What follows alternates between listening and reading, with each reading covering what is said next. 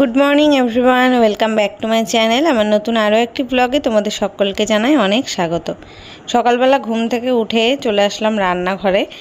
এসে চা ছেঁকে নিচ্ছি। চাটা কড়াই ছিল, যদিও সকালবেলা পড়াতে এসেছিলো বাবাইকে, তখন একবারে চা করে নিয়েছিলাম, কারণ বারবার করে চা করলে না ওই বাটিটা পুড়ে যায়, ওই জন্য একবারেই 3 কাপ চা করে নিয়েছিলাম। তখন আমি খাইনি। আর এখন বাজে সকাল প্রায় 9:45 মতো হবে। এই একটু আগে পড়িয়ে চলে গেল স্যার। আমি ভাবলাম বাবাই পড়ে উঠুক, তারপরেই আমরা দুজন মিলেই চা বিস্কুট খাবো। কালকে রাত্রেবেলা আসার সময় এই মুড়িটা নিয়ে এসেছিলাম, তো সেটাই এখন মানে কোটোয় ঢালা হয়েছিল না, এখন ঢেলে নিচ্ছি। সকালবেলা আমি বিস্কুট ছাড়া চা খেতে পারবো, কিন্তু মুড়ি ছাড়া খেতে পারি না। আর কালকে যেই বিরিয়ানি আনা হয়েছিল না, তার থেকে খানিকটা থেকে গেছিলো। বাবাই আবার নিজের থেকে মাংস রেখে দিয়েছিল, অর্ধেকটা ডিম রেখে দিয়েছিলাম যে সকালবেলা খাবে বলে। আর এতটাই ভুল হয়ে গেছে আমার, মানে কি বলবো, বাবাই তো রেগে বোম, জানো না।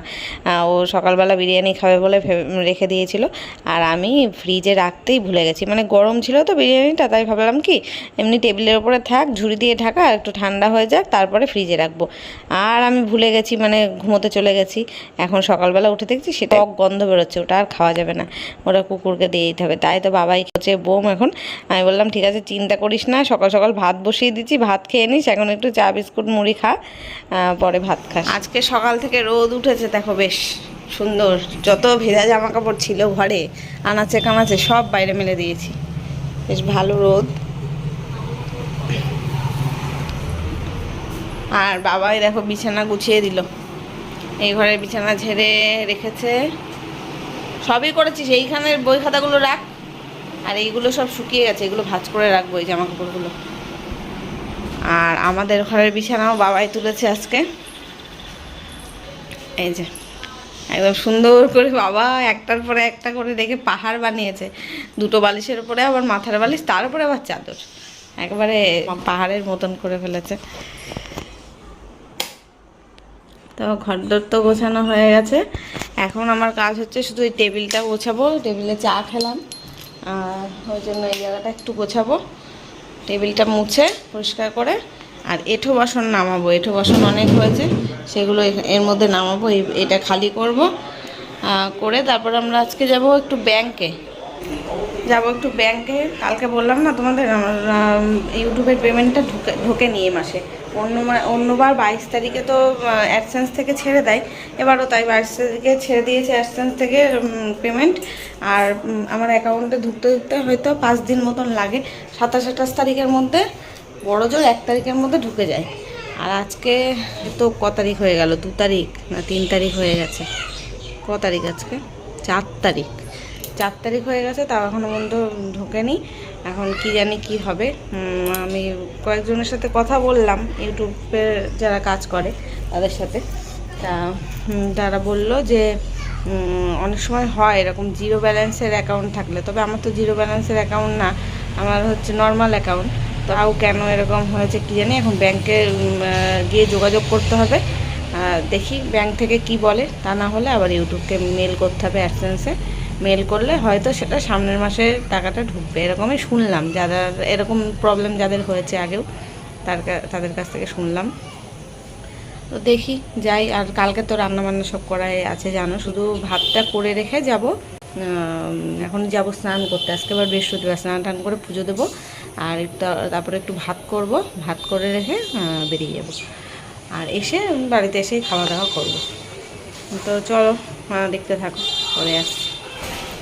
অন্য মাসে ইউটিউব থেকে টাকা ঢোকে, আমি অতটা খেয়াল করি না যে ওর মতো ঢুকতে থাক। কোনো মাসে তো মানে প্রত্যেক মাসে হয়তো ঢোকে না, $100 সম্পূর্ণ না হলে তো ইউটিউব পেমেন্ট দেয় না।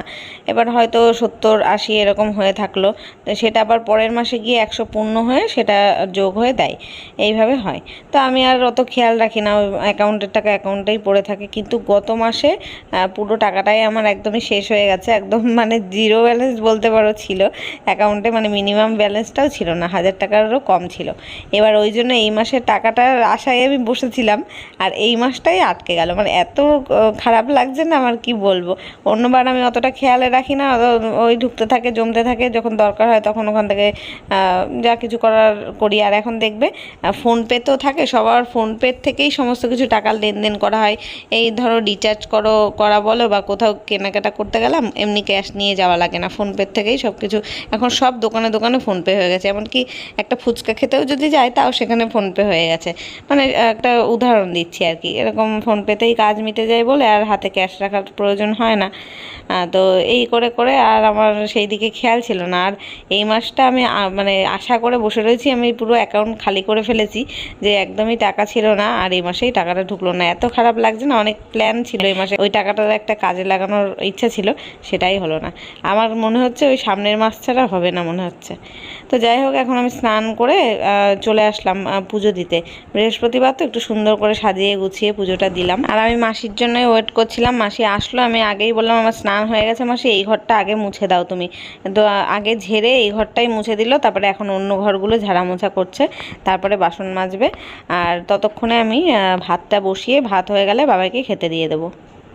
তো এই যে ভাত হয়েও গেছে, আর কালকে তো ডাল করা ছিল আর মাছ করা ছিল, তো সেগুলো দিয়ে, মাছ তো বাবাই খাবে না, আর ডাল সেদ্ধটা দিয়ে আর ডিম সেদ্ধ দিয়ে বাবাকে খেতে দিয়ে দিলাম। আর আমি আর বাবাই দুজনেই স্নান করে নিয়েছি, বাবাকে এখন আমাদের বাড়িতে রেখে আমরা যাব। তো ফ্রেন্ডস, এই যে এখন আমি পুজো দিয়ে স্নান টান করে একদম রেডি। এই কুর্তিটা পরে নিয়েছি, ব্যাগে সমস্ত কিছু গুছিয়ে নিয়েছি, মানে ডকুমেন্টস যদি কিছু দরকার পড়ে, ব্যাংকের বইটা বিশেষ করে দরকার হয়তো দরকার পড়তে পারে, আর কিছু দরকার পড়বে না। তো সেগুলো নিয়ে নিলাম। আর এখন ওয়েট করছি, মাসি এসছে তো বাসন মাজে, ঘর মুছে দিয়েছে, তো বাসন মাজে হয়ে গেলে তাই বেরোবো। আবার কারেন্ট নেই, আজকেও সেই কালকের মতো সেম ব্যাপার, কারেন্ট নেই। দেখি এখন বেরোবো, বাবাইকে নিয়ে যাচ্ছি। বাবাই আবার একটা জামা গুছিয়ে নিয়ে যাচ্ছে, ওর দিদার বাড়িতে ওকে রেখে যাবো। আমাদের যেই সময় লাগে, অনেক দেরি হয়, তার জন্য ও দিদার বাড়িতে থাকবে। ওকে তো ভাত টাত খাইয়ে দিলাম একেবারে, দেরি হলেও কোনো প্রবলেম নেই। চলো মাসি কাজ করে যাক, তারপরে বেরোবো।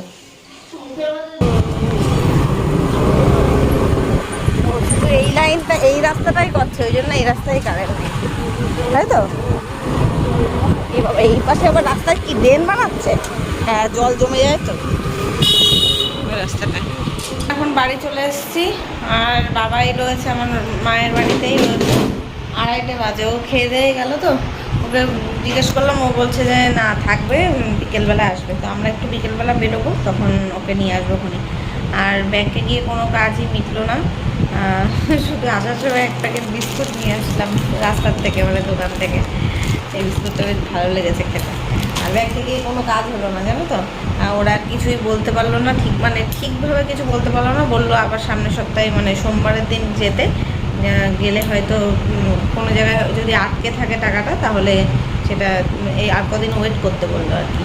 আমার মনে হচ্ছে ঢুকবে না এই মাসে আর, ওই আবার অ্যাডসেন্সে আমার মেল করতে হবে 15 দিন পরে, যেটা নিয়ম থাকে সেটাই করতে হবে।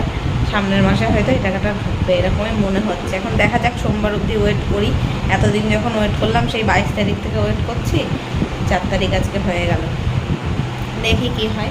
এখন তোমাদের দাদা হয়ে গেল স্নান করতে, ও স্নান করে বেরোক, তারপরে খাবো দাবো আমরা, একটু রেস্ট নেবো, তারপর বিকেলে বেরোবো। আজকে আর সারাদিন বৃষ্টি হয়নি, তবে এখন মেঘ করছে, বিকেলে যেন বৃষ্টি না হয়, এটাই চাই। আর আজকের কপালটাই খারাপ, আজকে গেলাম ব্যাংকে, সেটাও কোনো কাজ মিটলো না। আর দেখো আমি ভিডিওটা পুরো পোস্ট হয়ে গেছে, এখন মানে 2:30 বাজে। এখন আমি ভাবলাম, মানে আপলোড হয়ে গেছে ভিডিওটা, এখনই পাবলিশ করবো। এখন দেখছি কপিরাইট এসছে একটা গানের জন্য, সেটাকে আবার এখন রিমুভ করে অন্য একটা মিউজিক দিলাম, দিয়ে আবার এখন আপলোডে বসিয়েছি। দেখি কতক্ষণে আপলোড হয়। কপালটাই খারাপ, আমার কপিরাইট এসছে জানো এখন ভিডিওতে। আজকে এই ভিডিওটা এখন ছাড়তে গেলাম, দেখছি কপিরাইট এসছে, একটা গান দিয়েছি তাই জন্য গানটা। কিন্তু চলো আমিও চেঞ্জ করে নিই, দেখি কতক্ষণে আপলোড হয়। আবার সেই 1 ঘন্টা সময় লেগে যাবে, মানে আমার আর ভালো লাগে না।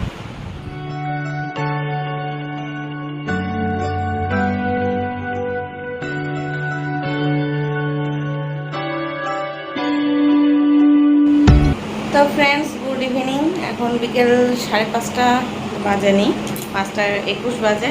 আমরা দুপুরবেলা খাওয়া দাওয়া করলাম, খাওয়া দাওয়া করে একটুখানি শুয়েছিলাম, একটু রেস্ট নিলাম, নিয়ে এখন রেডি হয়ে গেছি।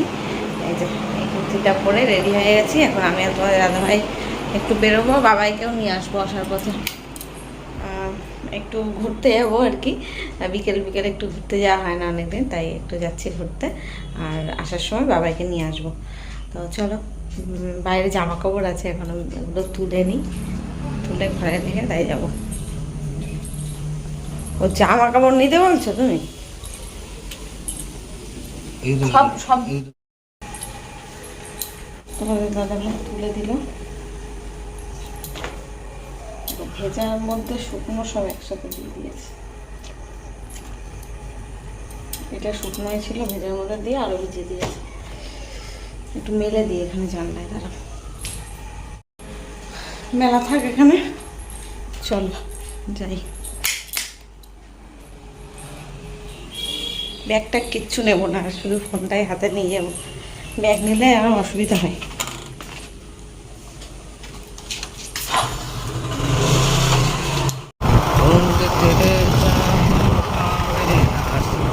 আগের দিন এসেছিলাম পুরো পড়ন্ত বিকেল ছিল, সূর্য ডুবে ডুবে, আর আজকে সূর্য এখনো ডুবেই। এখন বাড়ি থেকে বেরিয়ে আসলাম ঠিক ঘড়িতে 5:30 বাজে, আর এখনও কিন্তু সূর্য ডোবেনি। এখন হালকা হালকা মিষ্টি মিষ্টি রোদ রয়েছে, ওই জন্য রাস্তাঘাট পুরো ফাঁকা। আমাদের বাড়ি থেকে 5 মিনিটের দূরত্বে, এটা নতুন গ্রাম, বনগাঁর মধ্যে পপুলার জায়গা এটা, সবাই চেনে যারা বনগাঁয় থাকে। বেশ ভালো লাগে, একটু গ্রাম্য এলাকা তো, চারিদিকে এই যে ক্ষেত আছে, পাট ক্ষেত আছে, চারিদিকটা ফাঁকা, মাঝখান থেকে রাস্তা, বেশ চারিদিকে পুকুর টুকুর রয়েছে। এখানে আবার 2-3টে ক্যাফেও দেখছি নতুন নতুন হয়েছে। আমরা এখনও কোনোদিনও যাইনি এই ক্যাফেতে। তোমাদের দাদাভাই বলে না, ওখানে ওই বাগানের মধ্যে ক্যাফেতে যেতে হবে না, তাই নিয়ে যায় না। আজকে বিকেল বিকেল আসলাম, তাও নিয়ে গেল না। আর অবশ্য আজকে এত বিকেলে আমার চা খেতে ইচ্ছাও করছিল না, একটু সন্ধে সন্ধে হয়ে গেলে তখন চা খেতে ভালো লাগে। আর সন্ধেবেলা ওই বাঁশবাগানের নিচের ক্যাফেগুলোতে একদম মানে অন্ধকার অন্ধকার, আলো ছায়া সম্পন্ন জায়গা তো, ও নিয়ে যেতে চায় না, বলে ওই অন্ধকারের মধ্যে চা খেতে যেতে হবে না, চলো মেন রোডের পাশে যেই দোকানগুলো আছে ওখান থেকে খাওয়াবো চা। তাই দেখেছো আমরা ওই সবসময় চাকদা রোডে উঠে গিয়ে চাকদা রোডের পাশে যেই চায়ের দোকানগুলো আছে সেখানে বসেই চা খাই। তবে আজকে আর কোনো দোকানে চা খাবো না, সোজা যাব আমাদের বাড়িতে মার হাতে চা খেয়ে বাবাইকে নিয়ে আমাদের বাড়িতে যাব। আজকে আবার তোমাদের দাদাভাই নতুন গ্রাম ছাড়াও অন্য একটা জায়গায় ঘুরতে নিয়ে এসেছিলো। জায়গাটার নাম আমি যদিও জানি না, তবে জায়গাটা বেশ সুন্দর ছিল। ভালো লাগে তোমাকে কাছাকাছি পেলে, ভালোবাসি তুমিও কাছাকাছি এলে, অন্য তখন চোখের ধরন অন্য রকম পায়ের চলন। এই যে আমরা বাড়িতে চলে আসলাম, আসার সময় ডিম নিয়ে আসলাম দোকান থেকে, রাত্রিবেলা রান্না হবে তাই। আর এর মধ্যে বাবার 2টো চকলেট বিস্কুট আছে, বাবাকেও নিয়ে এসেছি। এই যে বাবার ট্রিট বিস্কুট 2টো, আর আমার জন্য একটা সিঙ্গারা আনলাম। বাবাই সিঙ্গারা খাবে না, বাবাই খাবে বিস্কুট, তাই। আর আমি একটা সিঙ্গারা আনলাম। আর ওই বাড়িতে গেছিলাম, আমাদের বাড়িতে বাবাইকে আনতে গেলাম যখন, ওখান থেকে মা চা বানিয়েছিল, চা ওখান থেকে খেয়ে এসেছি। ভিডিও তখন আর শ্যুট করা হয়নি। মামি এসেছিল, মামি এদের সাথে কথা বলছিলাম, আর চাটা খেয়ে এসেছি। তখন যাই ফ্রেশ হবো একটু, 7:40 বাজে, না 40 বাজে, তার মানে 5 মিনিট ফার্স্ট 7:35 বাজে। এখন একটু ফ্রেশ হয়ে নিই, ফ্রেশ হয়ে সন্ধে দিয়ে নিই। আজকে তো সন্ধ্যেবেলা বাড়িতে ছিলাম না, এখনই সন্ধে দিয়ে নিই, একটু ধূপকাঠি ধরিয়ে দিই, তারপর সিঙ্গারাটা খাবো, খেয়ে বাবাইকে পড়তে বসাবো। রাতে আবার রান্না আছে, দুপুরে রান্না করিনি, এবার রাতে রান্না আছে। চলো, এই যে সিঙ্গারাটা এখন খেয়ে নিই, ঠান্ডাই হয়ে গেছে প্রায়। এনেছিলাম যখন পুরো গরম। তো গাইস এখন বাজে রাত 9টা বাজেছে, 9:05 বাজে। আমি এখন যাচ্ছি রাতে রান্না করতে। এটা থাকবে, বাবা এখন শুয়ে থাকছে, ওর পড়া ধরে নিলাম, ও শুক, আর আমি ততক্ষণ রান্না করে নেব। ঘুম এসে গেছে বাবার। আমি এদিকে ভাত বসিয়ে দিয়েছি, ভাত হতে থাক, ততক্ষণে তরকারিগুলো কাটবো। এখানে আলু বের করলাম 4টে, একটা পেঁয়াজ, কাঁচা লঙ্কা, টমেটো, আলুর তরকারি করে ডিম অমলেট করে ঝোল করব। 3টে ডিম বের করে রাখলাম ফ্রিজ থেকে, মানে ফ্রিজে একটা ডিম ছিল আর দুটো তো নিয়ে আসলাম এখন সেই। আর দুপুরে যা ভাত রান্না করেছিলাম তার থেকে খানিকটা রয়েছে, এই যে এই ভাতটা, ওই ভাত ফুটে উঠলে তার মধ্যে দিয়ে দেবো। চলো রান্নাটা করে নিই, দেখতে থাকো। আগে আমি যেদিন দুপুরবেলা রান্না করতাম না বা হয়তো অল্প রান্না করতাম, একবেলার মতো খাওয়া হয়ে যেত, সেদিন রাত্রেবেলায় আলু সেদ্ধ ভাত করতাম, ডিম সেদ্ধ আলু সেদ্ধ দিয়ে ভাত করতাম। রাত্রেবেলা হয় ঘি দিয়ে খেতাম, নইলে আমতেল দিয়ে, নইলে বাটার দিয়ে খাওয়া হয়ে যেত 3 জনের। এইবার একদিনকে ওই আলুর তরকারি করে ডিমের মামলেট করে করেছিলাম ঝোল, সেই দিন থেকে তোমাদের দাদা ভাইয়ের এত ভালো লেগে গেছে, এখন ডেলি ওইটাই করতে পারে। মানে যেদিনকেই রাত্রে কোনো কিছু রান্না করতে হবে সেদিনই বলবো ওই যে আলুর তরকারি আর ডিমের ঝোল করেছিলে ওইভাবে করো। এদিকে বাবাই আবার ডিম অমলেট খেতে চায় না, ওর জন্য আবার সেদ্ধও দিতে হবে, এই হয়েছে জ্বালা, জানো তো। আবার তোমাদের দাদাভাই আজকে কি বলেছে, আমার জন্য 2টো ডিম অমলেট করে ঝোল করবো, আমি 2টো ডিম খাবো, ওর এত ভালো লাগে। তো এই যে আলু, পেঁয়াজ, টমেটো, কাঁচা লঙ্কা সব কেটে নিচ্ছি। আলুটার সাথে মানে টমেটোটা আর কাঁচা লঙ্কাটা একটু বেশি দেবো, পেঁয়াজটাও বেশি দেবো, সব একবারেই ভাজবো, তাহলে খেতে ভালো লাগে। পেঁয়াজটা একটু বেশি করে কাটলাম কারণ ওই ডিমের মধ্যে দিয়ে তো ডিম অমলেটটাও ভাজতে হবে, এই কারণে। এই যে দেখো তরকারি কাটতে কাটতে ভাত ফুটে উঠেছে, আর এদিকে কড়াই বসিয়ে নিলাম, ডিম অমলেট করব। আর যে আলু, পেঁয়াজ, টমেটো, কাঁচা লঙ্কা কেটে রেখেছি, আর এই পেঁয়াজগুলো একদম ঝিরি করে পেঁয়াজ আর কাঁচা লঙ্কা কাটলাম, ডিম অমলেট করব তাই। চলো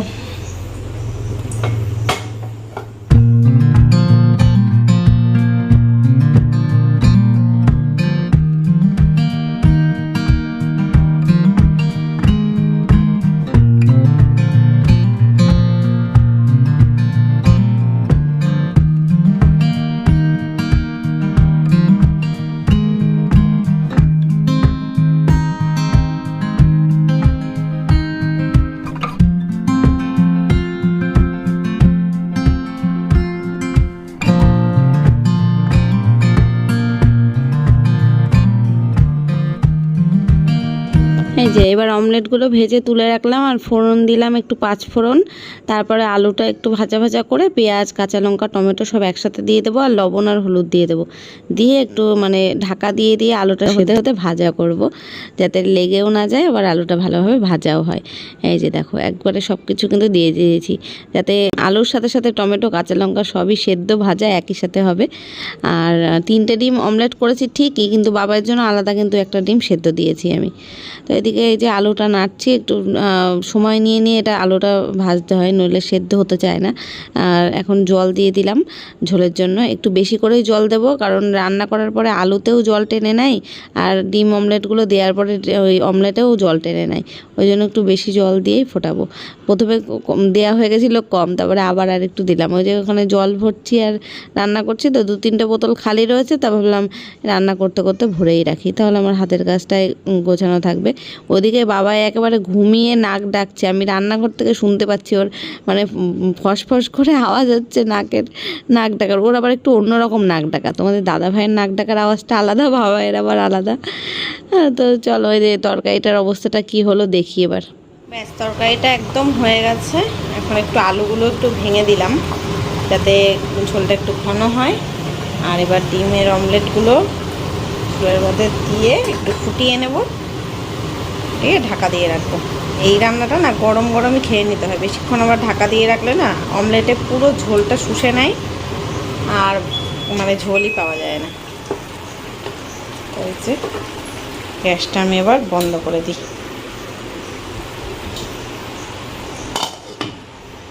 ঢাকা দেওয়া থাক 5 মিনিট, তারপর ভাত খেয়ে নেব। এখন দেখো 10টা বেজে, 10:45 বেজে গেছে। তোমাদের দাদাভাই এখনো বাড়ি আসেনি, ফোন করলাম যে রান্না কিন্তু রাস্তায় আজকে কি কুকুর ডাকছে, বললাম যে তাড়াতাড়ি বাড়ি চলে এসো, রান্না কিন্তু হয়ে গেছে, গরম গরম না খেলে আর ভালো লাগবে না। তো বললো আসছি, গাড়ির আওয়াজ হচ্ছে, দেখি কে আসলো। তো এই হচ্ছে তরকারিটার ফাইনাল লুক, আর আমরা এখন খেতে বসে যাব, তোমাদের দাদাভাই চলে এসছে। চলো আজকের মতো ভিডিওটা এখানেই শেষ করছি, দেখা হচ্ছে কালকে নতুন ভিডিওর সাথে। ততক্ষণ সবাই খুব ভালো থেকো, সুস্থ থেকো। আজকের মতো টাটা, গুড নাইট।